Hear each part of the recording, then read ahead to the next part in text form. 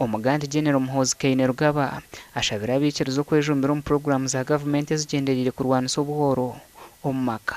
Ebishomerwa mu butumwa bwe obuhirwe chairman orukuru nteekateeka za General Muhoozi habwa Greater Western Region Baramu Barugahare obwabiratayayira abikiriza benyikiriza Eyanabi Emmanuel Ministry. Tuzakwebaza okwagira President Museveni n'okwagira NRM nga otagogamye ojwagira ate ne tukwebaza n'okwagala nnyo mukulu waffe chairman owa MK Movement General Muhoozi Kainerugaba.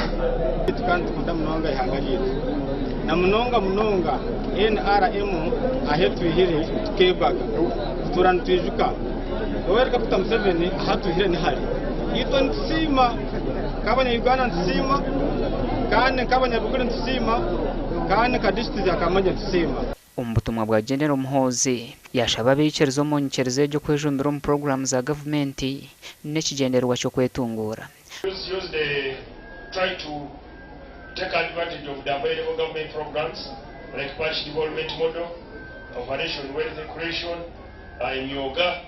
Tap into those programs and get small money to do some work so that you can make a living. Gashakwa Anthony Twine.